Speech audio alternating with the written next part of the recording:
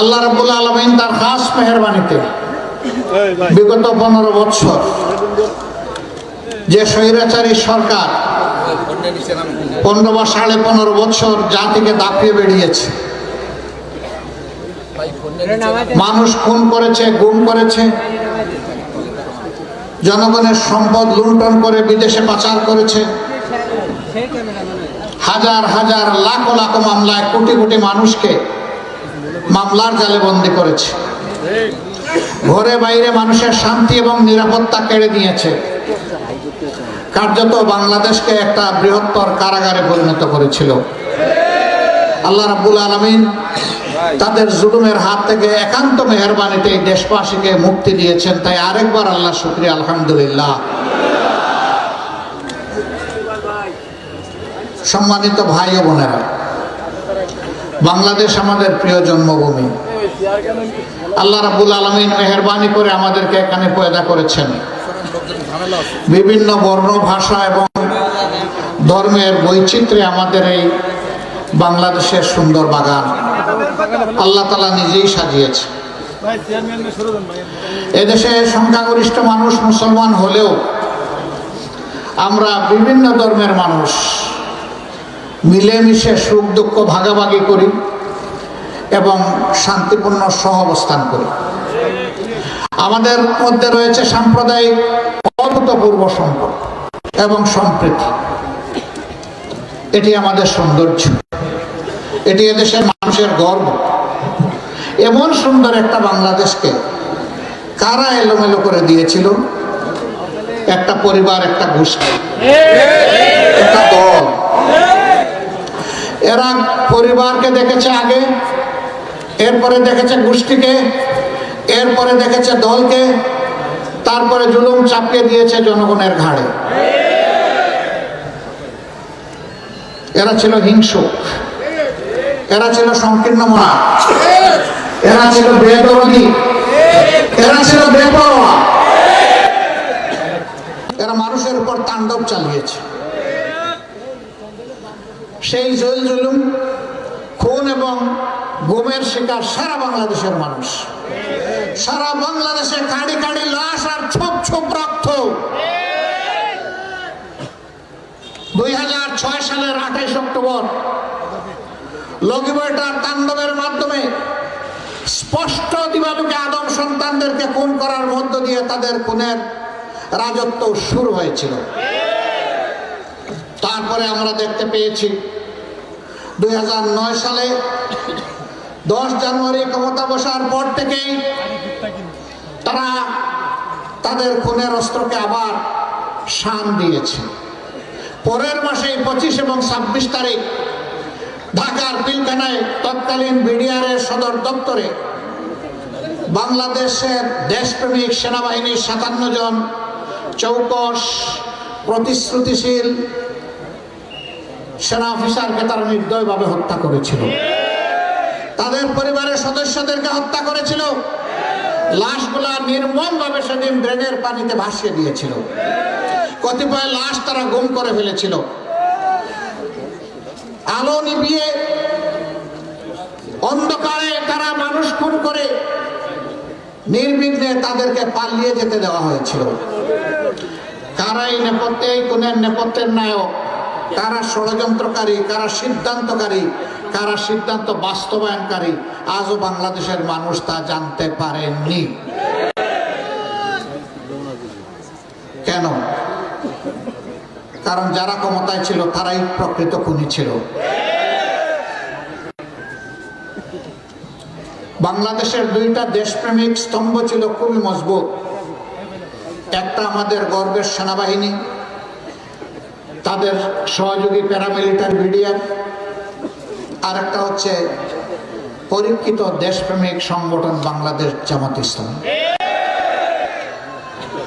সেনাবাহিনী এবং বিডিআরের উপর আঘাত দেওয়ার পর এরপরেই তারা আঘাত এনেছে জামাত ইসলামের উপর। ঠান্ডা মাথায় মিথ্যা অভিযোগ দায়ের করে সাজানো সাক্ষী, পাতানো কোর্ট, এই নিয়ে ঠান্ডা মাথায় আমাদের নেতৃবৃন্দকে হত্যা করা হয়েছে। আমরা আল্লাহ তাআলার কাছে এই হত্যার বিচার চাই। দুনিয়ায় আমরা এই হত্যার বিচার দেখতে চাই। আমাদের নেতৃবৃন্দ সহ 6 সালের 28 অক্টোবর থেকে শুরু করে 24-এর 5 আগস্ট পর্যন্ত নির্মমভাবে যাদেরকে হত্যা করা হয়েছে, প্রভুর দরবারে দোয়া করে, হে প্রভু দয়া করে তাদেরকে শহীদ হিসাবে কবুল করুন। তাদের শাহাদাতের এই ঋণবোধটুকু আমাদের অন্তরে আপনি জাগিয়ে দিন। তাদের পরিবারকে আপনি সবরে জামিল আতা করুন। যারা পঙ্গুত্ব বরণ করেছে, হে আল্লাহ তাদের সিনায় আপনি আপনার প্রশান্তির হাত বুলিয়ে দিন।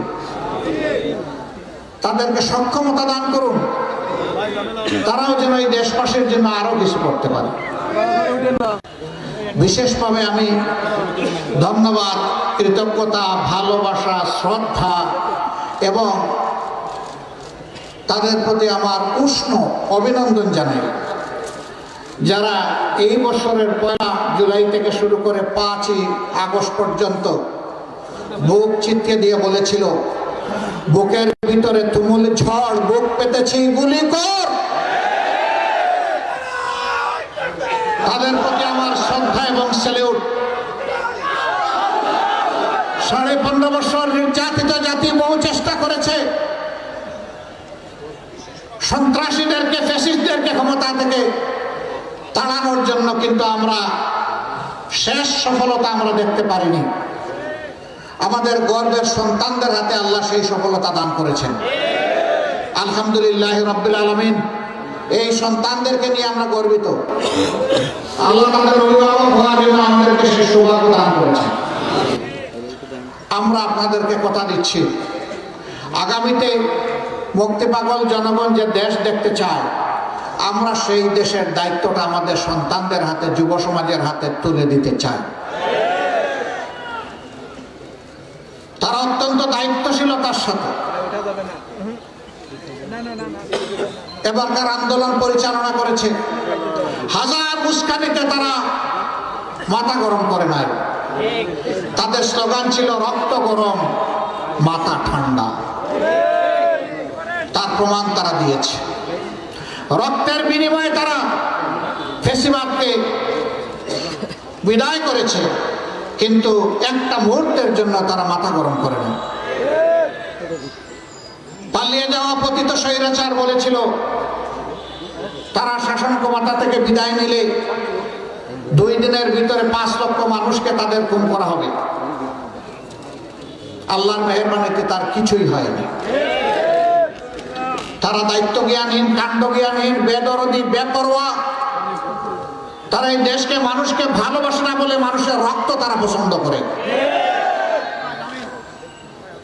কিন্তু এই দেশে যারা জন্ম নিয়ে এই দেশকে ভালোবাসে, তাদের কাছে মানুষের জীবন, সম্পদ, ইজ্জত সবকিছু হচ্ছে আমানত এবং নিরাপদ।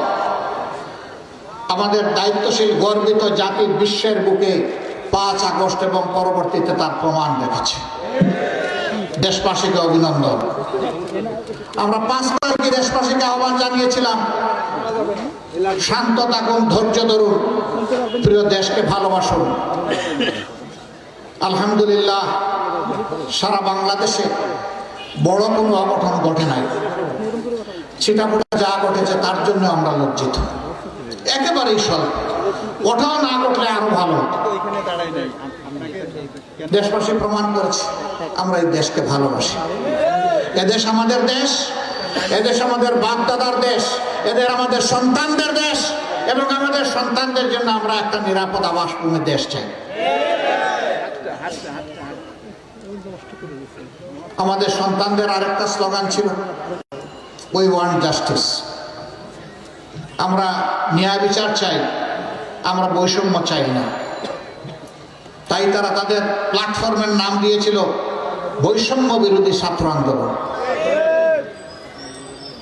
তাদের এই স্বপ্ন আমাদেরকে বাস্তবায়ন করতে হবে। এই স্বপ্নের কোনো ভিন্নতা আমরা দেখতে চাই না। আমরা আমাদের সহকর্মীদেরকে অনুরোধ করেছিলাম, এদেশের মাটি আমাদের প্রিয় মাটি, এদেশের মানুষ আমাদের প্রিয় মানুষ। সুতরাং বুকে যতই দুঃখ, ব্যথা, বেদনা থাকুক, আমাদের হাত যেন কারো জীবন, সম্পদ এবং ইজ্জতের উপরে না পড়ে।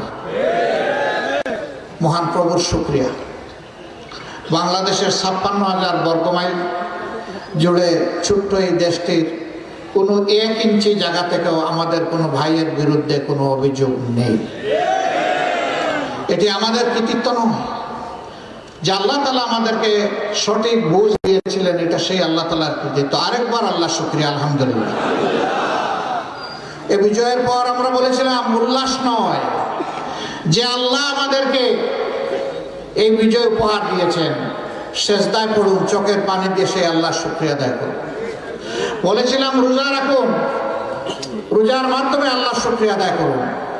বলেছিলাম গরিবের পাশে দাঁড়ান, একটু সাদকা করে, তার মাধ্যমে আল্লাহ শুকরিয়া আদায় করুন। আল্লাহ তাআলা এই নিজাম আমাদেরকে শিক্ষা দিয়েছেন সূরা নসরে, ফাসাব্বিহ বিহামদি রাব্বিকা ওয়াস্তাগফির।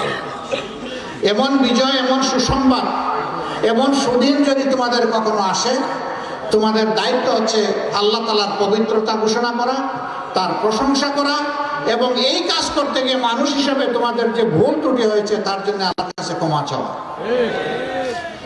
আমরা মহান রবের কাছে ক্ষমা চাই। মানুষ আমরা, ভুল এবং ত্রুটি দুটোই আমাদের হয়। আল্লাহ যেন তার নিজ দয়া গুণে গফুরুর রাহিম নামের খাতিরে আমাদেরকে ক্ষমা করে দেয়।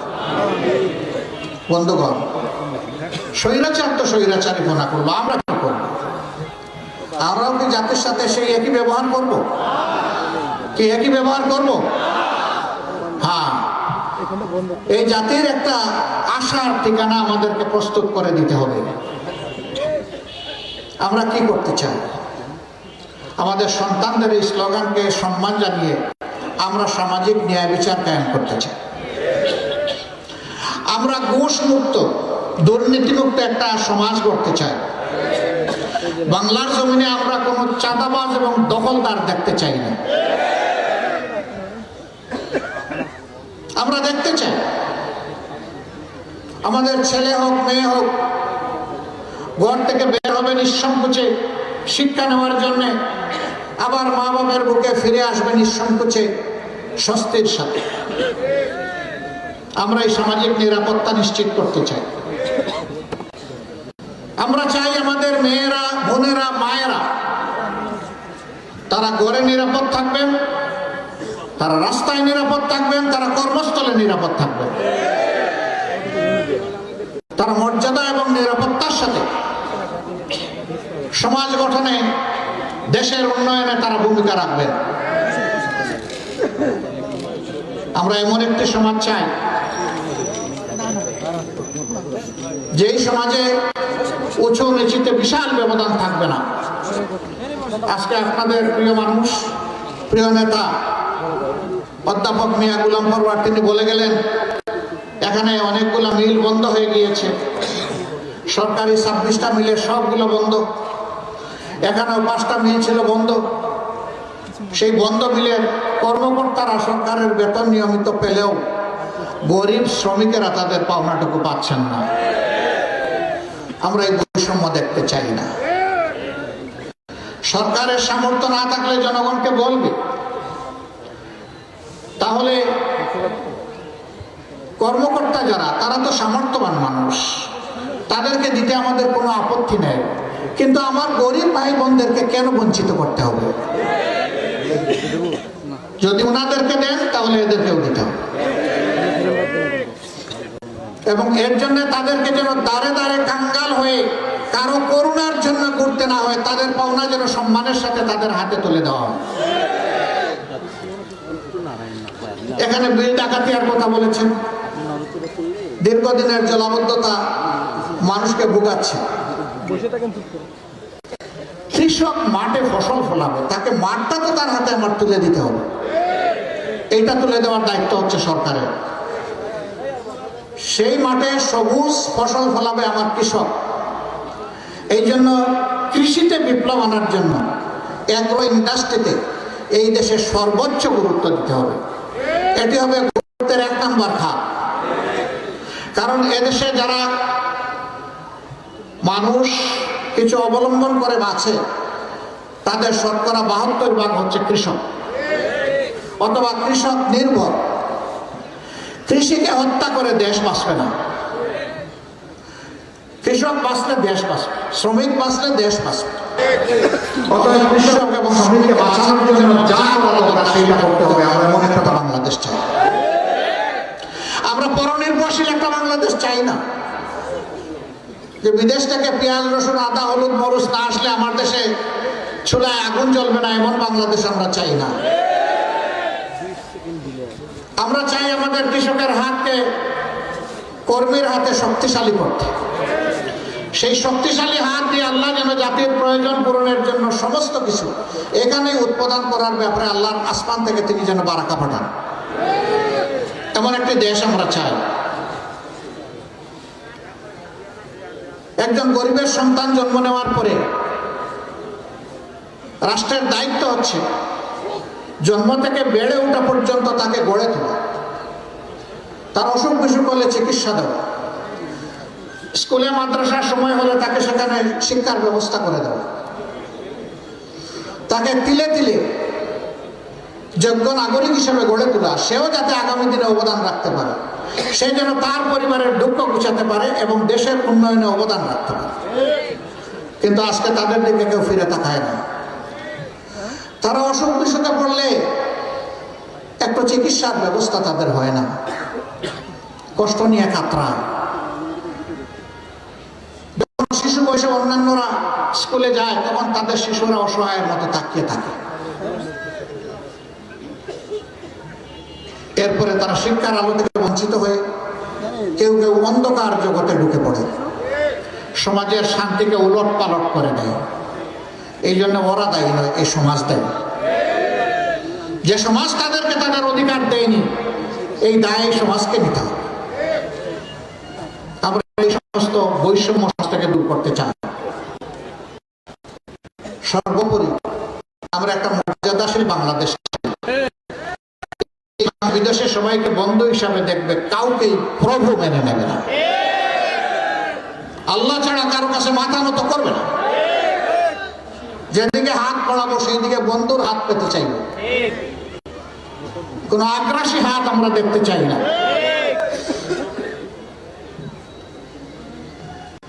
সম্মানিত ভাই ও বোনেরা, এত এত কাজ কে করবে? আল্লাহ ফেরেশতারা আসমান থেকে এসে? কারা করবে? জমিনের মানুষেরা করবে। এই গুরুবার দায়িত্ব নেওয়ার জন্য আপনারা প্রস্তুত হতে রাজি আছেন? আপনারা রাজি আছেন? আল্লাহ তাআলা আপনাদের কণ্ঠ এবং হাতগুলাকে কবুল করুন।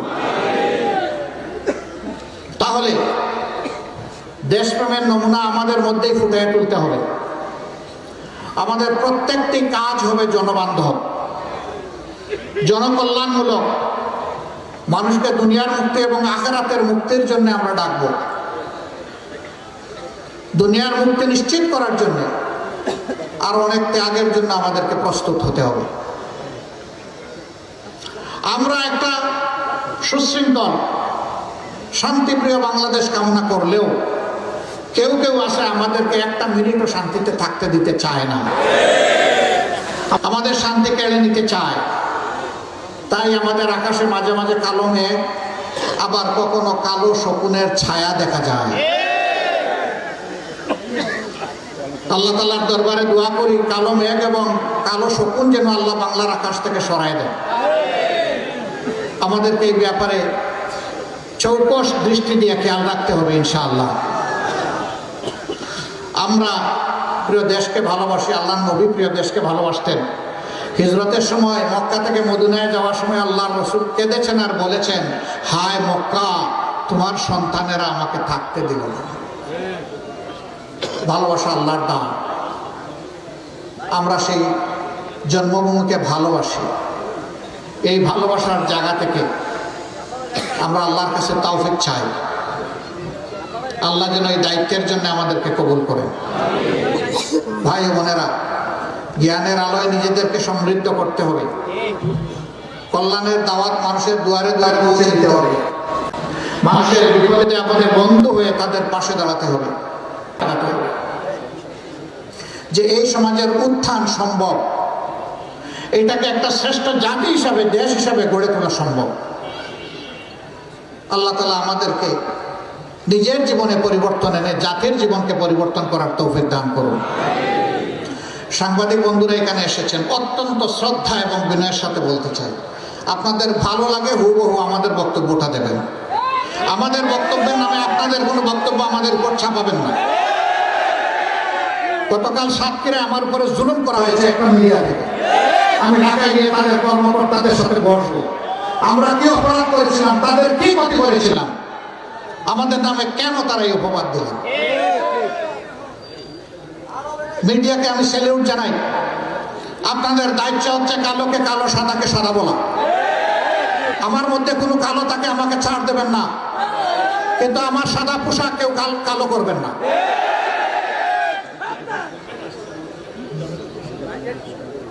আপনারা এক সময় ভয়ে সংকোচে চাপে বিধ্বস্ত ছিলেন। আপনারা সত্য কথাটা সত্য হিসাবে লিখতে পারেন নাই, সত্যকে গোপন করতে বাধ্য হয়েছেন অশুভ শক্তির চাপে। আমরা এটার জন্য মাইন্ড করব না, কিন্তু এখন তো আপনারা মুক্ত। এখন কেন আপনার নিজের চিন্তা করবেন যুক্ত? আপনার চিন্তা আপনি বলুন, আমার মুখে বলতে চান কেন? শুধু আমার কথা বলছি না, কোনো মানুষের কথাকে মেলাফাইট করা উচিত নয়, টুইস্ট করা উচিত নয়, বিকৃত করা উচিত নয়, জাতিকে বিভ্রান্ত করা উচিত নয়। মিডিয়া অত্যন্ত দায়িত্বশীলতার সাথে এখন তারা কাজ করছেন। দেশপ্রেম তাদেরও আছে, এই দেশ তাদের, আমাদের সবার। যারা এই দায়িত্ব নিয়ে স্বচ্ছতার সাথে কাজ করছেন, আমি তাদেরকে স্যালিউট জানাই। আপনাদের পাশে আমরা আছি। এটা আমার বিপক্ষে গেলেও আপনার পাশে আমি থাকবো, যদি জিনিসটা ন্যায়সঙ্গত হয়, সত্য হয়। প্রিয় দেশবাসী, একটা ভালো সমাজ যারা গড়তে চাইবে, সমালোচনা এবং যন্ত্রণা তাদেরকে পিছ ছাড়বে না, এটাও আমরা বুঝি। যে কিছু করে তার সমালোচনা হবে, যে কিছুই করে না তার নিয়ে জনগণ কথা বলে না। সমালোচনাকে আমরা এনকারেজ করি।